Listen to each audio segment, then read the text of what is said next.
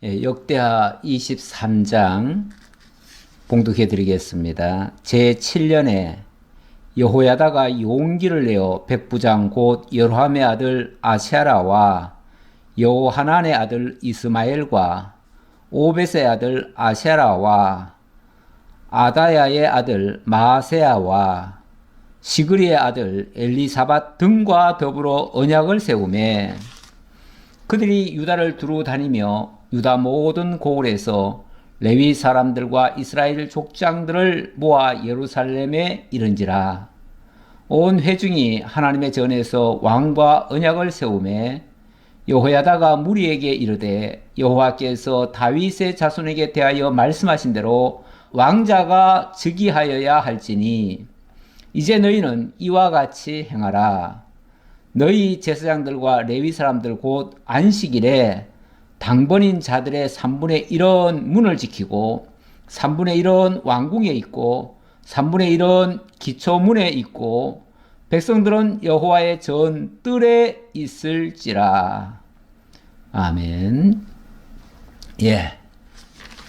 제사장 여호야다가 엄청난 계획을 발표하고 있네요. 사실 이게 좋게 말하면은 왕의 즉위식이 되겠지만 나쁘게 말하면 일종의 반역 음모지요. 쿠데타지요. 지금으로 말하면 쿠데타 지금 음모를 벌이고 있는 거죠. 무서운 일입니다. 이 일은 잘하면 좋겠지만 조금만 잘못하면 정말 한치의 오차라도 있으면 이거는 실패할 수밖에 없고 실패하면 모두가 다 죽을 수밖에 없는 정말로 위험천만한 일입니다.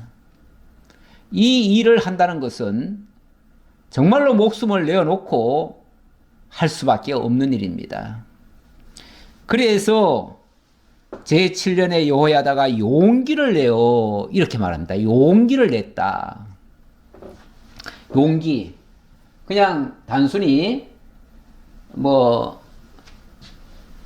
할 수 있다. 해보자. 이런 차원이 아닙니다. 이거는 여차하면은 다 죽는 거예요. 다 죽는 거 정도가 아니라 자기 한 목숨 죽는 거야. 또 그렇다고 쳐도 이거는 정말 이스라엘 그 다윗 왕조의 여차하면은 그 씨가 완전히 끝장나는 다윗 왕조가 다 무너져 버리는 그런 정말 중대사가 걸려 있어요. 굉장히 위험한 일이에요. 그래서 이거는 대의를 위해서 기꺼이 자기 목숨마저도 버리겠다고 하는 이런 각오 없이는 안 되는 겁니다. 여기에 용기를 냈다 그 말이에요. 여기에 용기를 냈다. 이 위험한 일을 지금 대제사장이 일을 하고 있네요. 그런데 현상적으로는 그 당시 그 상황은 모든 게 다 불리합니다. 이 일을 할 수 있는 여건이 안 됩니다. 사실은 여건이 안 돼요. 왜냐하면 아달랴가 이미 정권을 확고하게 틀어잡고 모든 하나님을 믿는 자들을 핍박하고 대적하고 내어쫓고 그리고 이미 왕자들을 다 죽였어요. 아달랴 생각에는 더 이상 남은 왕자들 없다. 이제는 내가 왕노릇하리라. 이런 마음가짐으로 지금 왕의 일을 하고 있거든요. 물론 아달랴는 공식적으로 왕의 즉위는 안 했어요. 여자였고 그 당시에 어떤 정통성이 없잖아요. 왕위를 계승할 정통성이 없어요. 하지만 실질적인 권한을 다 틀어잡은 겁니다. 왜냐하면 왕자들을 다 죽여버렸으니까요. 손주들까지 다 죽여버렸어요. 그래서 왕손이 아예 씨가 다 말라버렸어요. 이런 상황에 놓였기 때문에 아마도 아달랴는 자기의 계획이 성공했다라고 생각하고 이제 마음껏 왕권을 휘둘렀습니다. 철권 통치를 한 겁니다. 자, 이제 정말 유다의 그 운명은 풍전등화입니다. 바람 앞에 등불이에요. 곧 꺼질 듯 하는 그런 차원입니다. 이 아달랴가 들어오면서 시아버지 여호사밧, 그 훌륭한 여호사밧을 완전히 위험천만한 데로 끌고 갔었고요.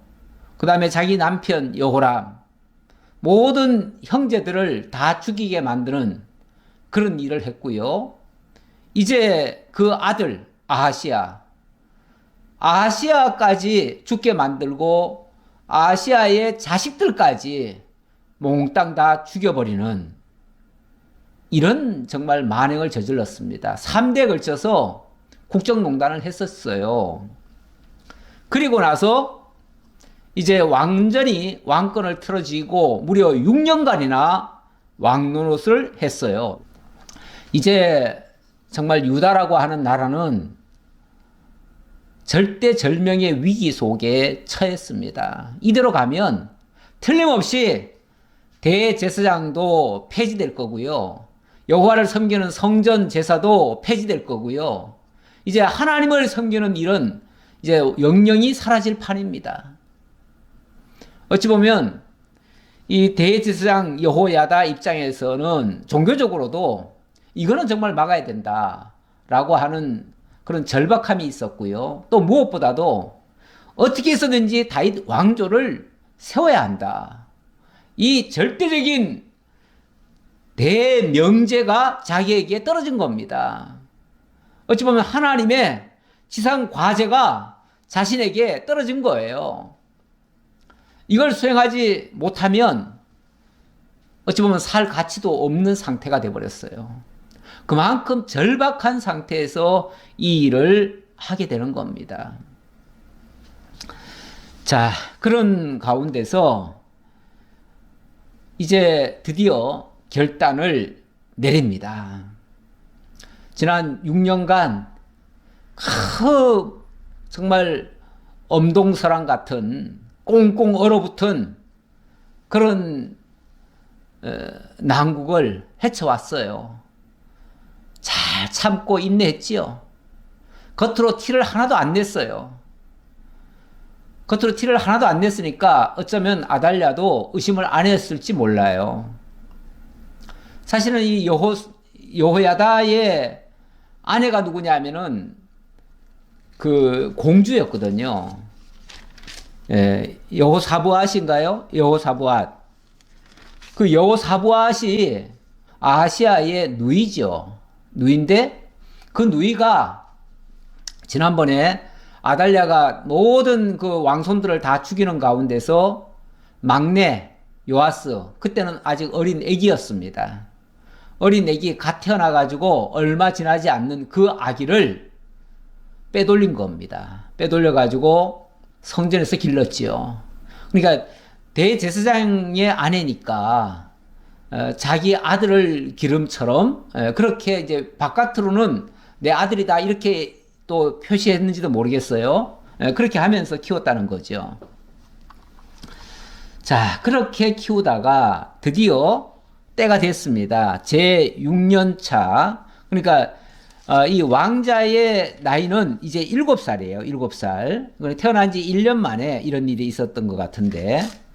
그래서 크게 용기를 냅니다. 크게 용기를 내는데 매우 불리한 입장이라고 그랬죠. 왜냐하면 여호야다 곁에는 무슨 뭐 튼튼한 군인들이 있거나 또는 뭐 엄청난 그 강요들이 있거나 대신들이 있거나 뭔가 힘 있는 빽 있는 이런 사람이 없었어요.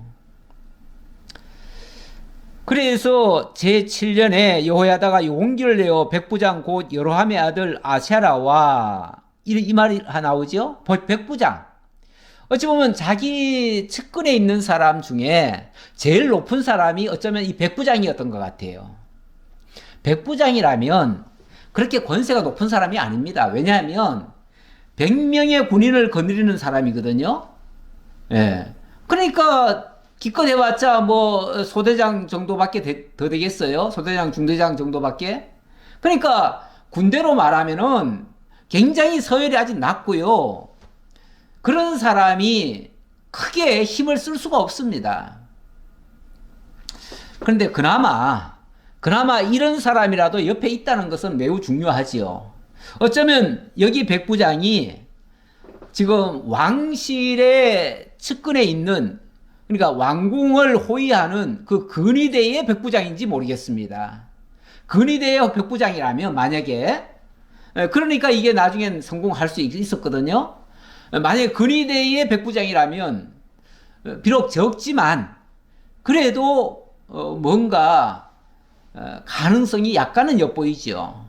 그러나 뭐 백부장 그렇게 큰 권세는 아니에요. 왜냐하면 백부장 위에 또 천부장이 있고 또 그 위에 뭐 줄줄이 장군들이 있을 거 아닙니까? 백부장도 원래는 자기 마음대로 움직이지 못해요. 다 위에서 시키는 대로 할 수밖에 없어요. 그러니까 크게 권세 있는 사람이 없어요. 그러니까 이 말은 여호야다 곁에는 뭐 능력이 있는 사람이 없었다. 그런데도 용기를 내서 이 상황을 반전시키려고 하는 그런 시도를 했다. 여기에 얼마나 큰 용기가 필요했냐 그 말이죠. 그래서 이 용기는 그냥 일반 사람들이 용기 냈다, 용기 내, 힘내, 이 정도 차원이 아니다 그 말이죠. 이건 정말 죽느냐 사느냐, 조금만 잘못하면 다 죽을 수밖에 없는 절대절명의 위기 상황 속에서 이 일을 추진하는 겁니다. 예, 곧 여로함의 아들 아샤랴와 여호하난의 아들 이스마엘과 오벳의 아들 아사랴와 아다야의 아들 마세야와 시그리의 아들 엘리사밧 등과 더불어 언약을 세우매. 그런데 여기 지금 열거된 사람들이 어찌 보면 다 자기 측근에 있던 사람들이에요. 자기 측근에 있던 사람이라면은 일종의 레위 지파고 거기 성전에서 봉사하는 사람들 뭐 이런 정도예요. 뭐 저 바깥에 무슨 힘쓰고 뭐 이런 권력 잡고 이런 사람들이 아니에요. 일단 그들을 다 불렀어요. 불러가지고 그들에게 당부를 합니다. 무슨 당부를 하냐면 2절에 그들이 유다를 두루 다니며 유다 모든 고을에서 레위 사람들과 이스라엘 족장들을 모아 예루살렘에 이른지라. 일단 너희들 전국적으로 다니면서 전국에 있는 레위 지파 사람들을 다 데려와라. 뭐 일종의 이제 명분은 그렇게 했겠죠. 대외적인 명분은 우리 이번에 집회하려고 합니다. 그냥 어찌 보면 종교적 행사죠. 레위 지파를 다 불러 모은 거니까. 레위 지파가 하나님 섬기기 위해서 종교 집회를 할 수가 있지요. 대제사장이니까 전국에 다니면서 레위 지파들 다 데려와라. 이렇게 부탁을 한 거예요. 3절 온 회중이 하나님의 전에서 왕과 언약을 세우매 여호야다가 무리에게 이르되 여호와께서 다윗의 자손에게 대하여 말씀하신 대로 왕자가 즉위하여야 할지니. 예, 그들이 다 모여드니까 그 모인 자리에서 여호야다가 이야기를 하는 거죠. 이거 굉장히 중요한 이야기입니다. 하나님께서 다윗의 자손에게 대하여 말씀하셨다. 다시 말하면 다윗의 왕위가 영원하리라 이렇게 말씀하셨다. 그리고 다윗에게 언약을 맺으셨다. 영원한 언약을 맺으셨다. 그렇다면 다윗의 왕위가 끊어지면 안 된다. 그런데 지금 현실이 어떠하냐? 지금 왕위가 지금 끊어져서 다윗의 자손이 끊어져 가지고 지금 6년간이나 저 어찌 보면은 이방 여인과 같은, 원래 이세벨의 딸이기 때문에 이세벨은 저 시돈 사람이고 원래 에바알의 딸이거든요. 우상을 섬기던 에바알, 그 바알 제사장, 쉽게 말하면 그런 가문이에요. 원래는 이제 왕 겸 제사장 노릇을 하던 사람이에요. 옛날에 그 작은 나라들은요, 왕이 제사장 역할도 하는 경우가 있어요. 그러니까 아마 이 에빨은 그 시돈의 왕이면서 동시에 그 제사장 역할도 했던 것 같아요. 그래서 바알과 아세라 신을 적극적으로 섬기던 그런 제사장 역할을 한 사람이죠. 그런 사람의 자녀가 지금 유다에 시집을 와서 이런 일을 벌였으니까 결국은 지금 다윗 왕조가 끊어진 상태 아닙니까? 여기에 대해서 말은 못하지만, 아무도 말은 못했을 거예요. 말은 못하지만 정말 속으로 부글부글 끓고 있지요. 어떻게 이럴 수가 있나? 우리나라가 어쩌다가 유다 지파도 아니고 다윗의 씨도 아니고 저 이방 여인이 와서 이 나라를 지배하고 있는가? 우리가 그에 어떻게 통치를 받아가면서 살 수가 있는가? 더군다나 하나님을 제대로 경외도 못하게 만들고 하나님 앞에 제사도 제대로 못 드리게 만들고, 그래서 정말 속으로는 부글부글 끓고 뭔가 이걸 정말 뭔가 한번 변화가 있긴 있어야 되겠는데 아무도 용기를 못 냈어요. 아무도 용기를 못 내는데 이 여호야다가 지난 6년간 꼭 참고 있다가 꼭 참으려니까 자기 표시를 하나도 안 했죠. 자기 표시하면은 바로 정적이 돼가지고 죽임당하지요. 그러니까 표시도 못하고 정말 얼마나 소가리를 했겠습니까? 그러면서 때를 기다린 겁니다. 그래서 왕자의 옥립을 준비했다는 얘기고요. 예, 제가 이게 때가 되매라고 했는데 이제 그 때가 됐기 때문에 그동안 철저한 준비를 해놓고 때를 기다리며 참고 인내하다가 드디어 역사를 행하는 겁니다. 그렇게 해서 왕자의 옥립을 하기 위해 치밀한 계획을 세우고 제사장들 일단 다 끌어모았어요. 제사장들은 어쨌든 자기 말 듣잖아요. 어쨌든 자기 말 들을 수 있는 사람이 옆에 와 있어 줘야지요. 남들은 사실은 다 소용없을 수도 있어요. 권력자들은 오히려 항상 그 정치인들은요, 그 권력을 누리고 있는 정치인들은요, 최고 권력자의 눈치만 보고 있어요, 항상. 그렇기 때문에 그런 사람들 섣불리 접근해가지고 이게 옳은 얘기랍시고 얘기하다 보면요, 결국 자기 목만 달아나요. 일도 해결 안 돼요. 그래서 이런 엄청난 일을 할 때는 정말 우리가 믿음으로 한다고 하면서 막 맹목적으로, 맹신적으로 무조건 밀어붙이고 무조건 막 하겠다는 사람들도 있는데 그런 것은 옳지 않습니다. 제가 이게 그렇게 적어놨지요. 믿음으로 한다면서 덮어놓고 맹목적으로 일을 하게 하는 것, 그거는 믿음이라고 말은 하지만 그건 제가 봤을 때는 그거는 맹신이거나 아니면 미신이에요. 예. 우리가 기독교 신앙이 그렇게 맹신적이고 미신적이면 안 됩니다. 기독교 신앙은 확신이 있어야 돼요. 정말 하나님의 약속의 말씀을 딱 부여잡고 그 말씀이 이제 이루어질 때다라는 이 확신이 있기 전까지는 경거망동하면 안 되죠. 그래서 어찌 보면 참고 인내한 겁니다. 견딘 거예요. 그러다가 이제 드디어 때가 됐다라고 확신이 들어가지고 일을 한 거예요. 예, 제가 여기 누가복음 한 말씀을 가져왔는데요. 요거는 우리 예수님이 비유적으로 하신 말씀이에요. 예수님이 뭐라고 그랬냐면 사전에 계획을 세우는 것은 나쁘지 않다. 만약에 전쟁이 일어났는데 그 전쟁에 예를 들면 우리가 충분히 감당할 수 있을는지 없을는지 그거 파악하는 게 왜 잘못됐느냐. 아, 우리가 하나님 믿으니까 무조건 나가면 이겨요. 이거는 정말 맹신이고 그건 미신적인 생각일 수 있어요. 확실히 이긴다고 하는 하나님의 어떤 약속이 있든지 아니면은 정말 계산을 해보든지 뭘 해야지요. 그래서 계산이 안 되면 차라리 항복을 하든지 아니면 참고 기다리든지 뭐 이렇게 해야지요. 뭐 이 여야다가 지금 믿음이 없어가지고 6년간을 그냥 참고 기다린 줄 아세요? 믿음이 있지만 아직 때가 아니라는 걸 알고 기다렸던 거죠. 어쨌든 그 아이가 자라서 이제 왕 노릇을 할 때가 돼야 또 왕으로 옹립할 수도 있죠. 아니 뭐 아직 아기를 갖다가 그대로 올릴 수는 없잖아요. 물론 7살도 아직 어리긴 어립니다만은 그래도 어느 정도는 말귀라도 알아듣고 뭔가 최소한 뭔가 움직일 수 있는 그런 정도는 돼야지요. 그래서 어찌 보면 많이 참고 그렇게 한 겁니다. 그래서 누가복음 말씀을 좀 인용을 해보면요.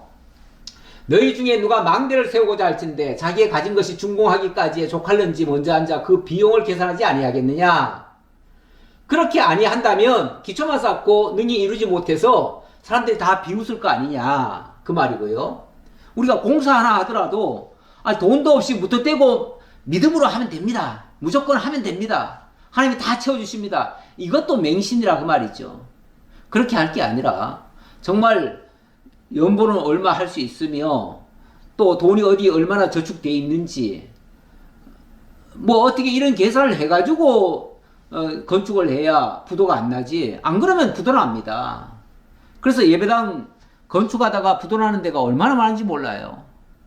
겨우겨우 뭐 빚을 내가지고 준공은 했는데 그 다음에 그걸 갚지 못해가지고 너무 많은 빚을 내는 바람에 갚지 못해가지고 또 은행에 넘어가고 그렇게 해서 또 그 은행에 넘어가면은 아무한테나 또 경매하잖아요. 경매할 때 이단들이 그것만 노리고 또 사는 경우도 많아요.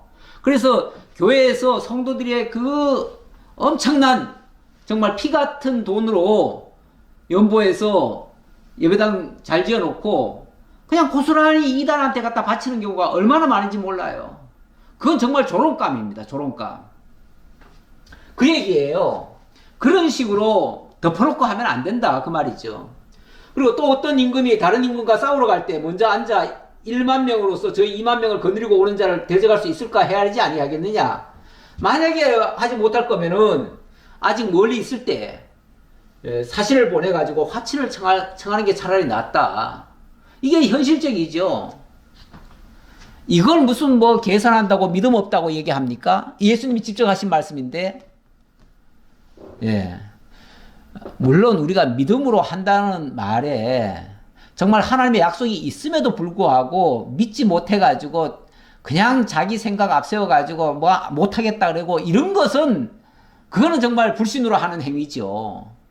그러나 하나님 약속도 안 했어요. 하나님이 그렇게 언질 주는 것도 없어요. 그런데 자기 생각으로 내가 이렇게 하면 될 것이다. 그래놓고 하나님의 이름으로 우리 믿음으로 합시다. 이렇게 말하면 그건 믿음을 함부로 남용하는 거죠. 그렇게 하면 망신당하기 딱 좋다 그 말이에요. 실제로 그렇게 해서 망신당한 경우도 참 많고요. 우리 기독교인들이 어떻게 보면은 우리 기독교는 정말 확실한 종교거든요. 정말 진리의 종교예요. 그래서 진리 바깥의 것을 우리가 맹목적으로 믿지 않습니다. 진리 안에서만 믿고 그 진리로 확정된 것을 믿고 나아가는 거죠. 그게 진짜 믿음이지. 그래서 믿음은 바라는 것들의 실상이요 보지 못하는 것들의 증거라고 했는데 그 실상과 증거를 통해서 확인된 걸 믿고 나아가는 거지. 덮어놓고 믿고 덮어놓고 행하고 그러는 거 아닙니다. 자, 그 얘기를 좀 말씀드렸고요. 자, 아주 철두철미하게 그 계획을 세웠다 그 말이에요. 이 계획 세운 거를 나는 지금 잘했다고 얘기하는 거예요. 이것도 맹목적으로 한 게 아니라 하나님의 언약에 근거해서 다윗 언약에 근거해서 자 이제 왕위를 반드시 세워야 된다. 다윗의 자손 중에서 세워야 된다. 이게 대철칙 아닙니까? 그리고 지금까지 때가 될 때까지 기다렸다. 이제 그 때가 됐다. 그러니 우리 힘을 내서 정말 하나님이 하시는 이 일을 우리 함께 참여하자. 이런 얘기죠. 이렇게 하면서 하자는 거지. 덮어놓고 우리 해야 되지 않습니까? 합시다. 선동해가지고 막 사람 막 후려가지고 하는 게 아니다. 그 말이죠. 이제 너희는 이와 같이 행하라. 너희 제사장들과 레위 사람들 곧 안식일에 당번인 자들의 3분의 1은 문을 지키고 3분의 1은 왕궁에 있고 3분의 1은 기초문에 있고 백성들은 여호와의 전 뜰에 있을지라. 자, 너희들 잘 왔다. 잘 왔으니까 자, 이제 드디어 오늘 저녁에 이렇게 하자. 뭐 구체적인 얘기는 안 했는데 일단은 너희들 집으로 갈 생각하지 말고 3분의 1은 쉽게 말하면 요 앞에 있고 3분의 1은 저 뒤에 가 있고 또 3분의 1은 이쪽 옆에 가 있고 그리고 나머지 백성들은 여호와의 전 뜰에서 기다려라.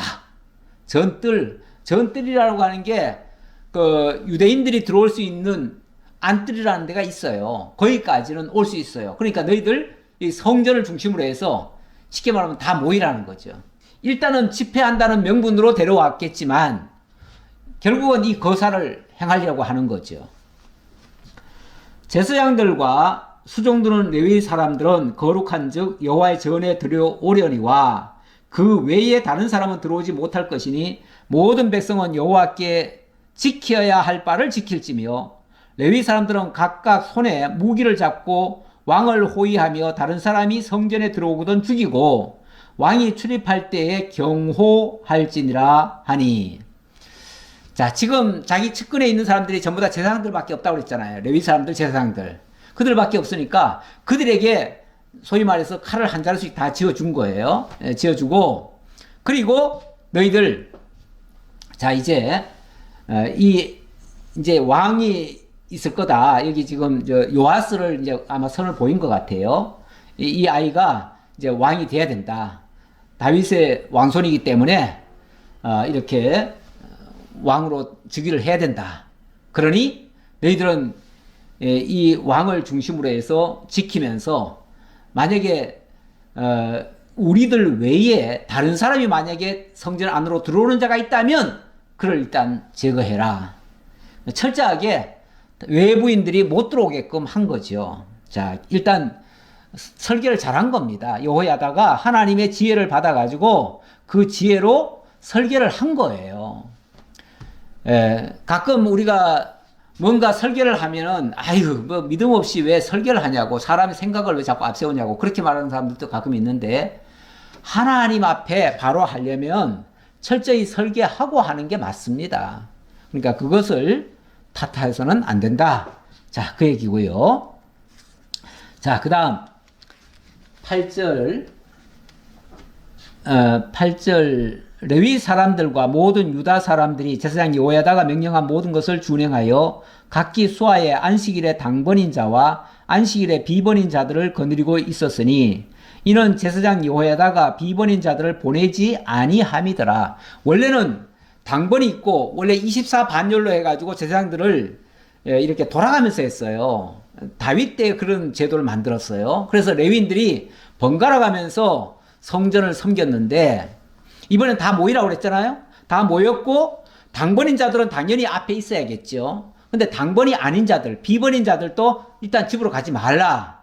그래가지고 그들을 다 다른 데다가 배치를 시킨 거예요. 자, 그래 놓고 그들에게 이 방패들을 주었다 그 말이죠. 그래 놓고 9절입니다. 자, 9절로 11절 드디어 왕자 요아스에게 기름을 부어서 옹립하는 장면입니다. 일단은 성전 바깥에는 레위인들로 다 지키게 한 거죠. 그리고 마당에는 백성들이 다 지금 기다리고 있죠. 그래 놓고 성전 안에서는 이 대제사장이 왕에게 기름을 부어서 그 왕 면류관을 씌우는 이런 대관식을 하는 겁니다. 9절입니다. 제사장 여호야다가 하나님의 전 안에 있는 다윗 왕의 창과 큰 방패와 작은 방패를 백부장들에게 주고 이 참 다행인 거는요. 이 다윗의 그 칼, 다윗의 창, 다윗의 방패 이런 것들을 성전 안에다가 그 보관을 했어요. 전에도 그 사무엘 상에서도 보면은 다윗이 골리앗과 싸웠잖아요. 그리고 그 골리앗에게서 빼앗은 게 있어요. 그것을 그 당시에 대제사장에게 맡겼습니다. 맡겨가지고 그때는 성전이 없었으니까 그때는 어디입니까? 그 산당에다가 그거를 보관을 했었죠. 그러다가 다윗이 도망 다닐 때 그때 뭐 칼 좀 하나 주십시오 그랬더니 다른 칼은 없고 네가 골리앗 때 싸우던 그 칼 있다. 그거라도 가져가려면 가져가라. 그러니까 그때 이제 다윗이 그걸 가지고 가서 싸우기도 했지요. 그래 놓고 나중에 다시 돌아오면 그거를 성전에다가 보관을 했던 것 같아요.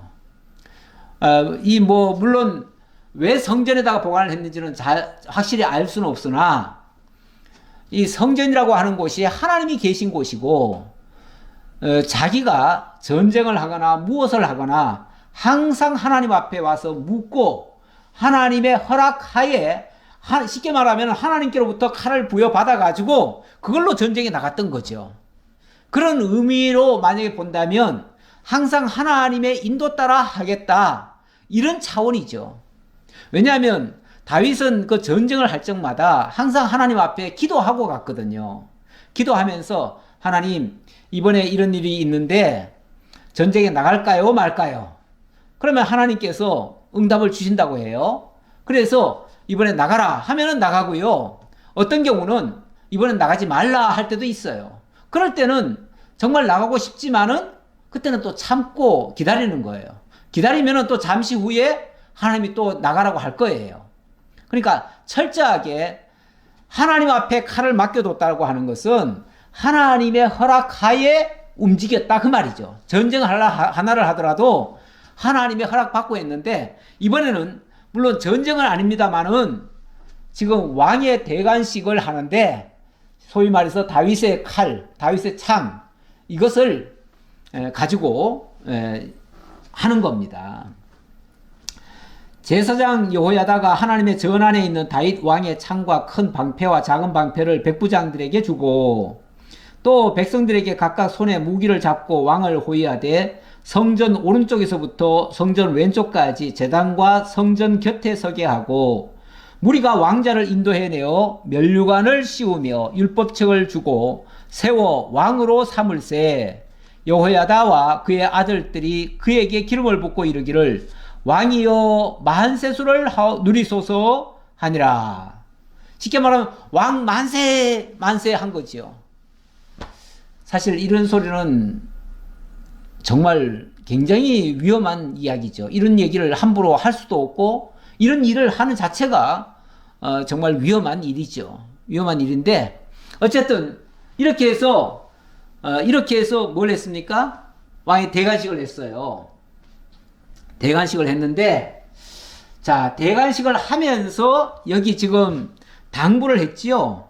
예, 면류관을 씌울 때 율법책을 주고 세워 왕으로 삼았다 이렇게 얘기를 합니다.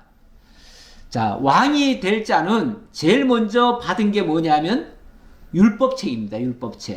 율법책인데 이 율법책을 제일 중요시 여기는 겁니다. 이 여기에 근거는 어디에 있냐면 일찍이 신명기 17장 16절에 보면 하나님께서 반드시 왕을 세울 때 유다 지파에서 왕을 세우는데 유다 지파에서 왕을 세울 때 그에게 이런 당부를 합니다. 그는 병마를 많이 두지 말 것이요. 첫 번째는 병마 많이 두지 말라는 거예요. 그 다음에는 17절에는 그에게 아내를 많이 두어 그의 마음이 미혹되게 하지 말 것이며 두 번째는 아내 많이 두지 말라는 거예요. 이것도 굉장히 주의할 문제죠. 그리고 세 번째는 자기를 위하여 은금을 많이 쌓지 말 것이라. 은금 쌓지 말라는 거예요. 요거는 경계할 겁니다. 경계할 거. 그리고 경계할 것만 당부하는 게 아니라 꼭 간직하라고 하는 게 있어요. 간직하라고 하는 건 뭐냐면 그가 왕위에 오르거든 이 율법세 등사본을 레위 사람 제사장 앞에서 책에 기록하여 제사장 앞에서 그 율법책의 내용을 등사를 하래요. 쉽게 말하면 복사하래, 복사. 그걸 이제 다시 옮겨 적으라 그 말이겠죠. 옮겨 적어 가지고 그것을 항상 곁에 두고 날마다 그것을 읽으라는 거예요. 그렇게 하고 하나님을 경외하면서 지키라는 거예요. 그래서 평생에 자기 옆에 두고 읽어 그의 하나님 여호와 경외하기를 배우며 이 율법의 모든 말과 이 규례를 지켜 행할 것이라. 요거 지키라. 요거 꼭 지켜야 된다 그 말이죠. 이렇게 해서 이거는 정말 하나님 경외하는데 이게 무슨 의미냐면 비록 왕으로 등극을 하지만 그러나 너의 신분은 하나님의 명을 받들어야 된다. 네 마음대로 하는 게 아니다. 그래서 제가 신분이 왕이면서 동시에 하나님의 종의 신분으로 왕을 당신이 왕이지만 하나님 앞에서는 당신도 종입니다. 그래서 하나님 말씀을 들으셔야 됩니다. 라는 뜻으로 율법을 옆에 두라 그 말이에요. 이렇게 하는 거는 지도자의 마땅한 일입니다. 이거는 선택이 아니고요. 이거 안 하면 직무유기고요. 만약에 이렇게 안 하면은 하나님께로부터 엄청난 책망을 받을 거예요.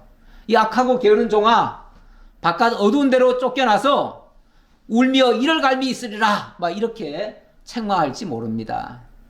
정말 지도자된 위치에서는 이렇게 하나님의 뜻을 받드는 것이 매우 중요하다라는 얘기고요.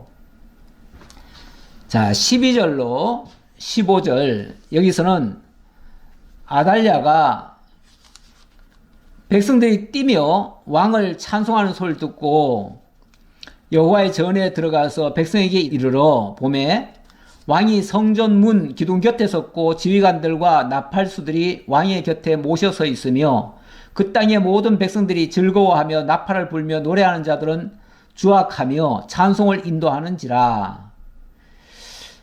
예.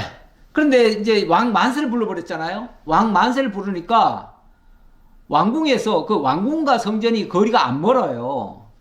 같은 예루살렘 안에 있고 거기 뭐 그 전체 그 조감들을 보면 그 왕궁 옆에 성전이 있어요. 그러니까 무슨 큰 행사를 하면 당연히 왕궁에서도 알 수 있어요.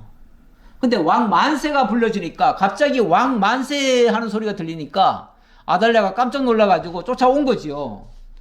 쫓아와 보니까 왕이 성전문 기둥 곁에 서 있고 지휘관들과 나팔사들이 지금 노래를 하고 있는 거예요. 왕을 지금 드높이면서 하나님께 찬양을 하고 있는 거예요. 그러니까 이에 아달랴가 그의 옷을 찢으며 외치되 반역이로다 반역이로다 하매 반역이로다 반역이로다. 근데 반역이라고 하니까 이게 진짜 반역인가 를 한번 좀 생각해 보려고 이게 반역인가 국정회복인가 제가 그렇게 한번 적어놔 봤어요. 만약에 반역이라고 말을 한다면 이거는 기득권자들 입장에서 보았을 때는 반역이죠. 왜냐하면 지금 아달랴가 자기가 지금 왕권을 쥐고 있다고 생각하고 자기가 왕이라고 생각하면 그러면은 지금 요아스는 반역한 거죠. 여호야다도 반역을 한 거죠. 여기 모든 무리가 다 반역의 쿠데타 세력들이죠. 그러면 그들을 다 죽여야죠. 그런데 지금 이 일이 반역으로 한 것인가 아니면은 어그러진 모든 질서를 다시 회복하는 건가? 이건 회복하는 거죠. 엄밀하게 말하면 지금 다윗의 왕위가 이어져 내려와야 되거든요. 그런데 이 국정을 마비시킨 자가 누굽니까? 아달랴죠. 국정을 파탄을 내버렸잖아요. 그리고 자기 마음대로 농단을 했잖아요. 이거는 완전히 나라를 절단을 내버린 거예요. 국정을 농단한 거예요. 그거를 지금 다시 회복하는 차원이죠. 그러니까 이거는 어그러진 거를 바로잡는 거지 반역이 아니다 그 말이죠. 제사장 여호야다가 군대를 거느린 백부장들을 불러내어 이르되 반열 밖으로 몰아내라. 그를 따르는 자는 칼로 죽이라 하니 제사장의 이 말은 여호와의 전에서는 그를 죽이지 말라 함이라. 어쨌든 그들이 그래도 이 백부장은 100명의 군인이지만 어쨌든 군권을 가지고 있는 사람 아닙니까? 그런데 여차하면은 이제 사실은 그 아달랴를 제거를 해야 되는데 그러나 지금 이 장소가 어디입니까? 성전이잖아요. 성전 안에서 함부로 피를 흘리면 안 되죠. 그래서 일단은 아달랴가 만약에 저렇게 지금 난동을 피우더라도 일단은 길을 열어주어서 성전에서 일단 나가게 해라. 나가게 하고 나간 다음에 그를 죽여라. 이렇게 얘기하는 거죠. 그러니까 성전 안에서는 죽이지 말고 나가거들랑 죽여라. 뒤따라가서 죽여라. 그 말이죠. 이에 무리가 그에게 길을 열어주고 그가 왕궁 말문 어귀에 이를 때에 거기서 죽였더라. 일단 반역이 일어났다고 하면요, 왕은 두 가지 결정을 빨리 해야 됩니다. 예를 들면 벌써 사태가 위험하다 하면 일단 도망가야죠. 그리고 이거 제압할 수 있겠다 하면은 빨리 군대를 소집을 해가지고 그걸 제압을 해야죠. 그런데 지금 아마 한밤중에 이런 일이 갑자기 일어났고 그 근위대 중에서는 백부장이 지금 이쪽 편을 든 거 아닙니까? 그러니까 이게 제어가 안 된 거죠. 제어가 안 되고 아달랴 편에 선 자가 없어요. 예, 권력자가요, 권세를 휘두를 때는 많은 사람들이 옆에 달라붙는 것 같습니다. 그러나 권세를 잃어버리면요, 모든 사람이 다 떠나갑니다. 예, 그 권세라고 하는 거, 권력이라고 하는 게 사실은 그거 실체가 없는 겁니다. 잠시 있을 때는 뭔가 대단히 막강하고 모든 걸 다 마음대로 할 것 같지만 벌써 불리하다 싶으면요, 모든 측근에 있던 사람들이 다 버리고 떠나갑니다. 예, 그렇기 때문에 그 권력 믿고 뭘 하는 게 제일 어리석어요. 그 권력이라고 하는 거, 지금 옛날 왕권은 그래도 죽을 때까지 왕 노릇을 했지만 요즘 권력은 그것도 아니잖아요. 요즘 권력은 기껏해야 5년이에요. 5년 권력자가 자기가 천하를 다진 것처럼 함부로 행동해도 안 됩니다. 큰일 나지요. 예. 어찌 보면 좀 너무 잔인한 모습 아닌가. 아달랴를 어떻게 저렇게 죽이라고 할 수 있나 라고 생각하기도 쉽지만 이거는 인간적인 생각입니다. 아니, 아달랴가 어떤 여잔데요? 이미 앞서 얘기했지만 3대를 걸쳐서 유다 왕국을 완전히 몰락을 시켜버렸어요. 모든 왕자들, 왕손들을 다 죽게 만들었어요. 지금 씨가 다 마를 정도예요. 이보다 더 악한 자가 어디 있습니까? 이 여자는 유다를 위하는 자가 아니에요. 유다를 아예 망치려고 들어온 여자예요. 유다를 아예 그냥 다 망쳐가지고 북이스라엘로 완전히 합병을 시키든지 뭐 그렇게 할 목적일 수도 있어요. 얼마나 사악합니까? 그리고 이 여자는 아주 근본이 사악해요. 이세벨의 딸인데 철저한 우상 숭배자예요. 하나님은 전혀 몰라요. 예. 오히려 여호와 종교를 완전히 박살을 내고 다윗의 대를 끊어버리려고 하는, 얼마나 사악한 여자인지 몰라요. 이 여자가 이렇게 사악할 수밖에 없는 것은 이 여자의 신분이 어찌 보면 이 무당 같은 자예요. 예. 근데 신명기에 보면 하나님이 이렇게 말씀하신 적이 있지요. 내 하나님 여호와께서 내게 주시는 땅에 들어가거든 너는 그 민족들의 가증한 행위를 본받지 말라. 그러면서 점쟁이나 기륭을 말하는 자나 요술하는 자나 무당이나 진언자나 신젖자나 박수나 초혼자를 너희 가운데 용납하지 말라. 그런 자들은 정말 가증하다. 그들이 다 한결같이 하는 일이 뭐냐면 여호와를 떠나게 만들어요. 하나님 대신 다른 신을 쏟게 만들어요. 결국은 모든 백성들을 망치는 주범들이에요. 그런 자들을 인간적으로 대우하고 인간적으로 봐줘야 합니까? 아니죠. 그들은 그렇게 대우할 사람들이 아닙니다. 자, 그랬다는 이야기고요. 그 다음 16절로 21절 여기서는 이제 드디어 이 아달랴를 죽이고 난 다음에 나라를 정상으로 회복하는 일입니다. 이게 가장 중요한 일이죠. 16절입니다. 여호야다가 자기와 모든 백성과 왕 사이에 언약을 세워 여호와의 백성이 되리라 한지라. 이제 모든 백성들 다 모아놓고 그들에게 소위 말해서 연설을 하는 거죠. 연설을 하는데 뭐라고 얘기를 하냐면 우리 모두가 다 하나님과 언약을 맺자. 하나님과 백성과 왕과 이렇게 다 언약을 맺자. 그래가지고 우리는 이제부터 여호와의 백성이 돼야 한다. 철저하게 인간적인 왕의 백성이 아니라 여호와의 백성, 하나님의 통치를 받는 백성. 물론 그 통치는 왕이 하겠죠. 왕이 하지만 왕이 율법을 통해서 하면은 그게 바로 여호와의 통치가 되는 거죠. 그러니까 이 말은 자, 이제부터는 이 나라를 뭘로 하겠다는 겁니까? 철저하게 말씀 중심으로 하겠다, 그 얘기예요. 말씀으로 나라를 세워가겠다, 그 얘기다, 그 말이죠. 사실 이렇게만 된다면 아주 이상적인 국가가 되지요. 정말 세상의 왕이 자기 마음대로 다스리는 게 아니라 하나님의 말씀을 기초로 해서 다스리는 나라, 진리의 성읍이 되는 거죠. 그야말로 정말 에스겔이나 스가랴나 나중에 진리의 성읍이 되리라 이렇게 얘기했는데, 만약에 이대로만 된다면 진짜 진리의 성읍이 되지요.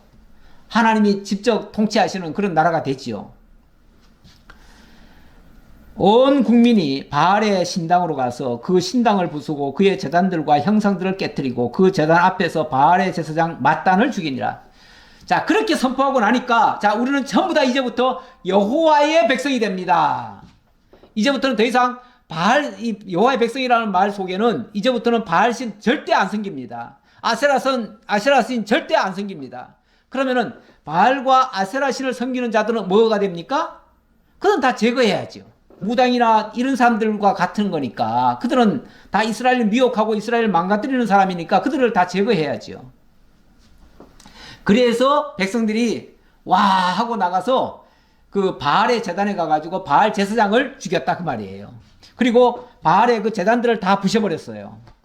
여호야다가 여호와의 전에 기구들을 세워 레위 제사장의 수하에 맡기니 이들은 다윗이 전에 그들의 반열을 나누어서 여호와의 전에서 모세 율법에 기록한 대로 여호와께 번제를 드리며 다윗이 정한 규례대로 즐거이 부르고 노래하게 하였던 자들이더라.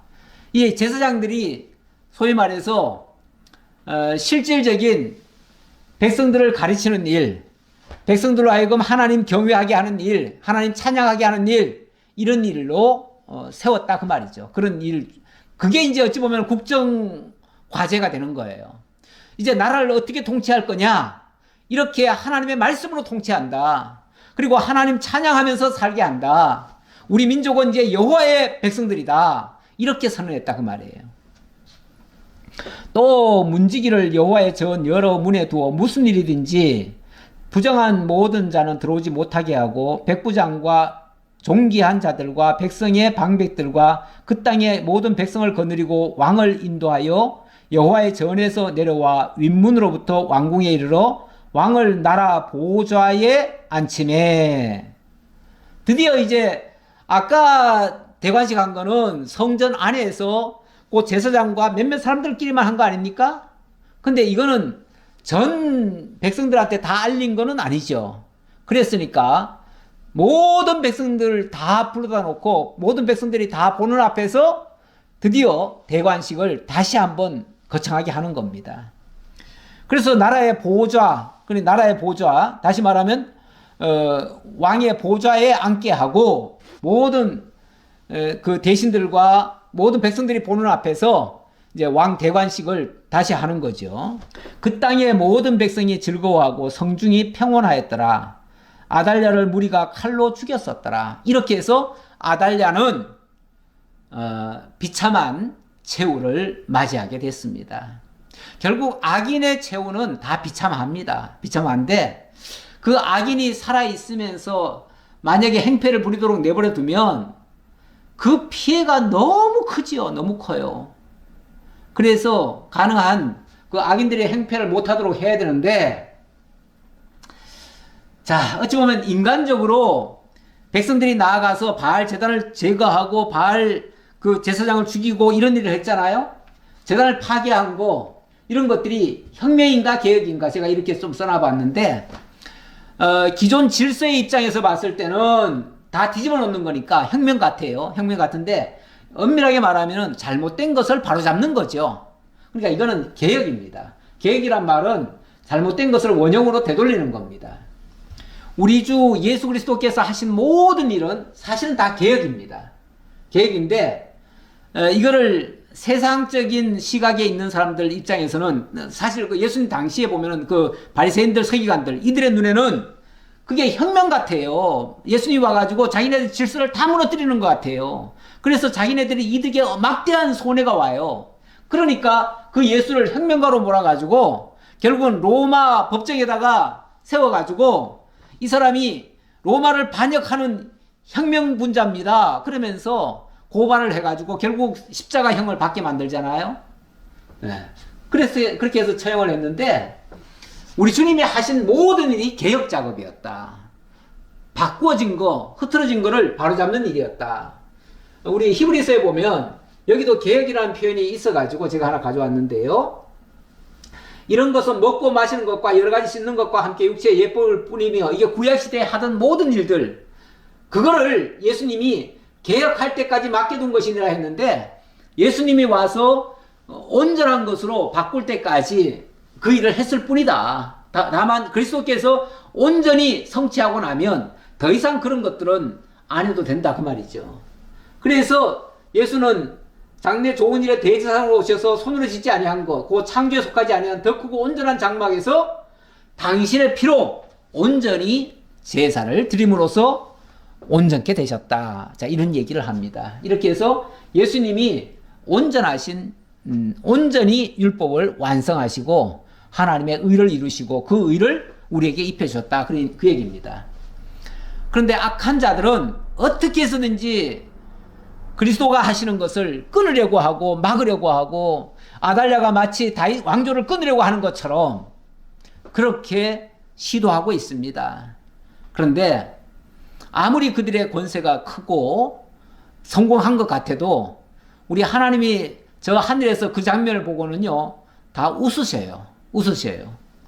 이렇게 될 것이 시편의 2편에 보면 소개되어 있는데요. 2편 1절에 보니까 어찌하여 이방 나라들이 분노하며 민족들이 헛된 일을 꾸미는가. 세상의 군왕들이 나서며 관원들이 서로 꾀하여 여호와와 그의 기름 부음 받은 자를 대적하며 이 세상의 모든 권세들이 힘 있는 자들이 다 여호와와 그의 기름 부음 받은 자 바로 그리스도를 끊으려고 그들을 대적하며 우리가 그들의 맨 것을 끊고 그들의 결박을 벗어버리자 하는도다. 이렇게 한다는 거예요. 그럴 때 우리 하나님이 하늘에 계신 자가 웃으시며 주께서 그들을 비웃으시리로다. 너들 마음대로 될 줄 아느냐? 어림도 없는 소리.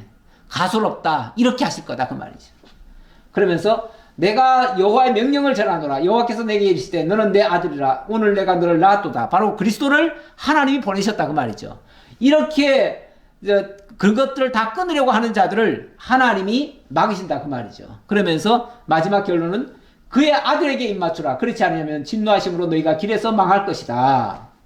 그러나 여호와께 피하는 모든 사람은 복이 있을 것이다. 바로 그리스도가 오실 때 그를 영접하는 자는 다 복이 있지만 그를 대적하는 자는 다 멸망할 것이다. 그런 말씀입니다. 오늘 아달랴 결국 하나님의 그 언약하신 다윗 왕조를 끊으려다가 자기네가 오히려 다 멸망을 당하고 말았습니다.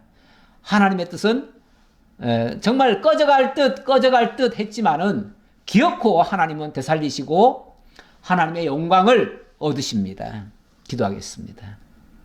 감사합니다. 하나님 저희에게 하나님의 살아계심을 다시 한번 확인시켜 주시고 아무리 어려운 암흑 같은 기간이 있을지라도 하나님의 약속을 바라며 묵묵히 참고 인내한 여호야다처럼 정말 하나님의 뜻은 반드시 설 것을 믿고 끝까지 참고 인내하며 견디며 나아갈 수 있는 저희들 되게 하시고 또 그럴 때 하나님의 놀라운 능력의 영광을 볼 줄 믿습니다. 이러한 확신을 가지고 우리가 살아갈지언정 맹목적인 맹신적인 미신적인 생각으로 일 처리하지 않도록 늘 하늘의 지혜를 공급받는 저희 모두가 되게 하옵소서. 베풀으신 은혜 감사드렸고 예수님 이름으로 기도하옵나이다. 아멘.